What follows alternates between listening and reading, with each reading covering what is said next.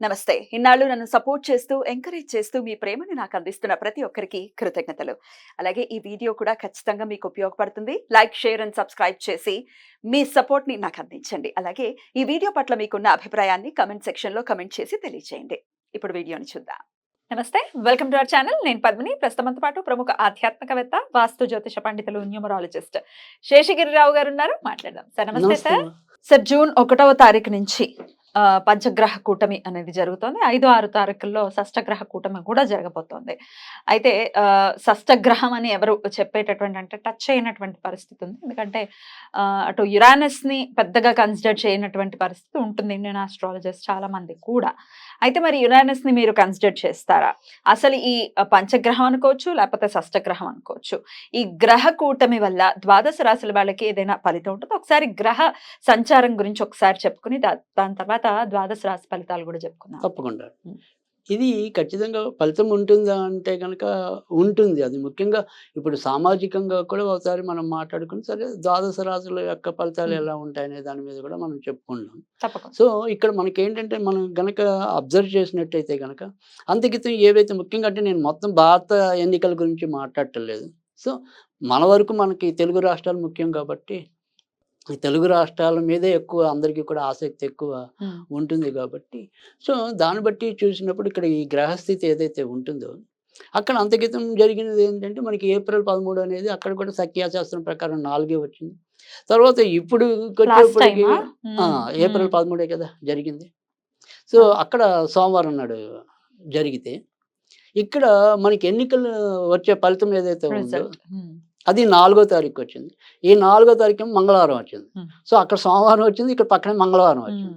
అక్కడేమో ఆ రోజు పునర్వసు నక్షత్రం గురుడిది ఉంది, ఇవాళ భరణి నక్షత్రం అనేది శుక్రుడిది. పైగా జూన్ 1 నుంచి ఇదే రాశిలోకి కుజుడు కూడా అడుగు పెడతాడు. సో జూన్ అనేది 6వ నెల మన లెక్కలో. ఈ 6వ నెలకి అధిపతి నేను కుజుడికి ఇస్తాను. అంటే ఇక్కడ కుజుడి యొక్క ఏదైతే మరి ప్రభావం ఉంటుందో అది బీభత్సంగా ఉంటుంది. సో ఇక్కడ కనుక మనకి ఎన్నికలు జరిగిన టైం కన్నా కూడా రిజల్ట్స్ వచ్చే టైం అనేది కొద్దిగా సంక్లిష్టత అనేది ఎక్కువ ఉంటుంది. ఒకటి మరి జూన్ 1వ తారీఖుని కుజుడు మేష రాశిలో అంటే తన యొక్క స్వయం రాశిలోకి వస్తాడు. సో దాని తర్వాత రెండోది వచ్చేప్పటికి భరణి నక్షత్రం అనేది అది దగ్ధ నక్షత్రం అంటాం. అంటే సాధారణంగా వచ్చేప్పటికి ఏంటంటే భరణి నక్షత్రంలో మీకు ఏవి కూడా పెద్ద ముహూర్తాలు ఉండవు, శుభకార్యాలు పెద్దగా చేయరు, ఉండవు. జనరల్‌గా మామూలు ఏదైనా అన్నప్రాసన అది కూడా ఉండవు జనరల్‌గా. అన్నీ నార్మల్ ముహూర్త ఏదైనా ఉంటాయి తప్ప అసలు భరణిలో ఎవరు కూడా సాధ్యమైనంత వరకు ముహూర్తాలు ఏం పెట్టం. ఎందుకంటే అది దగ్ధ నక్షత్రం అంటాం దాన్ని. పైగా భరణి నక్షత్రానికి అధిపతి మరి యముడు కదా! యముడు. సో అందుకని భరణిలో మీకు అందుకే మాలయ పక్షుల్లో భరణిది చాలా ఇంపార్టెంట్ ఉంటుంది అది. సో అందుకని అది భరణి నక్షత్రం రావటం అనేది. తర్వాత రెండోది వచ్చేప్పటికి మంగళవారం మరీ ఆయన శక్తి ఇంకా పెరగడం. సో మంగళవారం వస్తుంది. కనుక ఇక్కడ ఏంటంటే నేను చెప్పేది ఏంటంటే సాధ్యమైనంత వరకు సమాజంలో ఏదైతే ఇవాళ మనం అందరం కూడా ఈ బెట్టింగ్లు అనుకోండి, జోదాలు అనుకోండి, ఇలాంటి వాటన్నిటికీ కూడా మనం కొంత ఏమంటాం ఆకర్షితులు అవుతున్నాం. తద్వారా కూడా మనం ఇబ్బంది పడుతున్నాం. ఇక్కడ ఖచ్చితంగా మీకు అన్ఎక్స్‌పెక్టెడ్ రిజల్ట్స్ అనేది 4వ తారీఖు చాలా ఎక్కువ ఉంటాయి, వస్తాయి. అందరం ఒకటి అనుకుంటే ఏదో జరుగుతుంది. సో అది మనకి అంతక్రితం వరల్డ్ కప్‌లో జరిగినట్టుగా అంతదాకా బ్రహ్మాండంగా వచ్చి చివరిలో ఏదో చేశారు అన్నట్టుగా ఇక్కడ ఎలక్షన్స్ కూడా అలాగే అయింది last time Telangana elections. Telangana కూడా మరి అలాగే చాలా మంది మరి ఇబ్బంది పడ్డారు. ఇప్పుడు కూడా అందుకని సాధ్యమైనంత వరకు కూడా నేను అందరికీ చెప్పే సూచన ఏంటంటే సాధ్యమైనంత వరకు బెట్టింగ్ల జోలికి వెళ్ళకండి. సో అది నా హృదయపూర్వక వినమ్రం ఇస్తున్న సూచన. ఎందుకంటే ఇది గ్యారంటీగా ఈయన ఇన్ని ఓట్లతో గెలుస్తాడు అనుకున్నది అసలు పూర్తిగా ఇబ్బంది పడవచ్చు. ఎవరైతే ఏమాత్రం ఓపు లేదో వాడు ఉన్నట్టుండి హీరో అయిపోవచ్చు.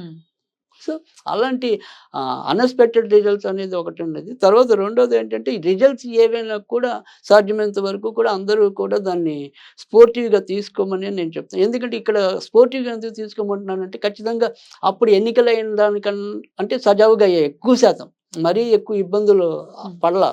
కానీ ఇక్కడ మటుకు ఖచ్చితంగా కొంత ఉద్వేగపూరితమైన రిజల్ట్స్ వచ్చిన రోజు అలాంటి సన్నివేశాలు ఉంటాయి.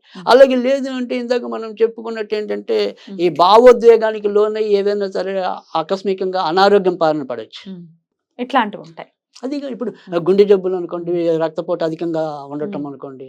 సో ఇలాంటివి మరి ఒక్కోసారి అవి మనకి మృత్యుకి హేతు అవుతాయి కదా. డెఫినెట్లీ. సో అందుకని ఎవరైనా కొద్దిగా సంయమనంగానే ఉండమంటున్నాను. దాని ముందున మీరు కొద్దిగా టేక్ ఇట్ ఈజీ అనుకోండి. రైట్.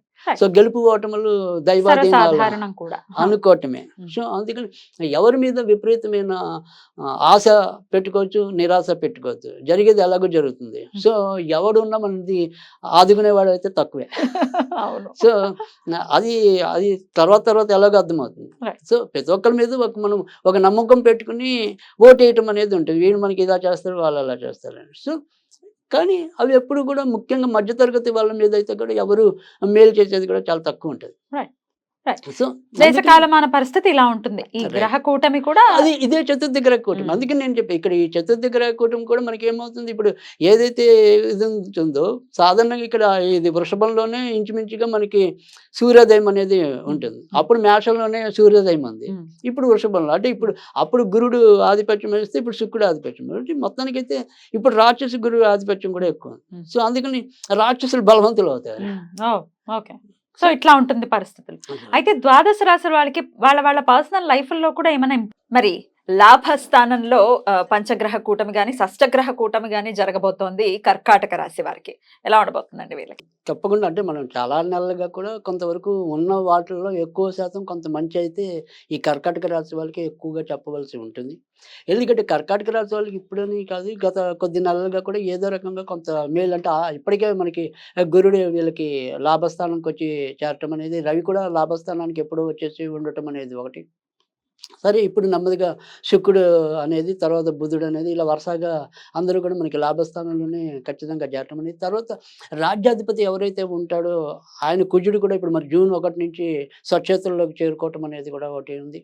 కనుక ఎలా చూసినప్పటికీ కూడా మిగతా వాళ్ళతో పోలిస్తే కనుక కర్కాటక రాశి వాళ్ళకైతే కనుక ఎక్కువ శాతం మంచి ఫలితాలు జరిగే అవకాశాలు అయితే ఉంటాయి. కానీ ఈ కర్కాటక రాశి వాళ్ళకి గత కొద్ది నెలలుగా సంవత్సరాలుగా మనకి అష్టమ శని అనేది ఒకటి ఉంది. అది శని ఇప్పటికీ అక్కడే ఉంటాడు కాబట్టి ఏదో ఒకటి చిన్నదైనా పెద్దదైనా అనారోగ్యం అనేది అయితే ఒకటి ఉంటుంది. సో అనారోగ్యం ఏది లేదు అంటే కనుక తొందరగా అలసిపోయే గుణమైనా ఉంటుంది. సో ముఖ్యంగా ఎముకలు కీళ్ళకి సంబంధించినవి చిన్న చిన్న ఇబ్బందులు రావటం ఒకటి. తర్వాత ఈ ఎలర్జీ మీద అంటే డస్ట్ ఎలర్జీ కానీ ఇలాంటివి ఏమైనా సరే కొంతవరకు ఎలర్జీ రూపంలో వచ్చే అనారోగ్యాలు మినహాయిస్తే అన్ని విషయాల్లో కూడా మేలు జరిగేది అయితే కనుక కర్కాటక రాశికి ప్రస్తుతం అయితే ఏకైక రాశి అదే ఎక్కువగా కనిపించడం అనేది కనిపిస్తుంది. అందుకని ఈ కర్కాటక రాశిలో ఇప్పుడు ఎవరైనా సరే ఈ రాశికి అంటే జనరల్గా వృషభ రాశి ఒకటి, కర్కాటక రాశి, లేదా వృషభ లగ్నం ఒకటి, కర్కాటక లగ్నం ఒకటి, ఈ రెండిట్లో మీకు పెద్ద పెద్ద రాజకీయ నాయకులు అందరూ కూడా జన్మించిన వాళ్ళైతే మనకి ఎక్కువ తారసపట్టం అనేది ఉంటుంది.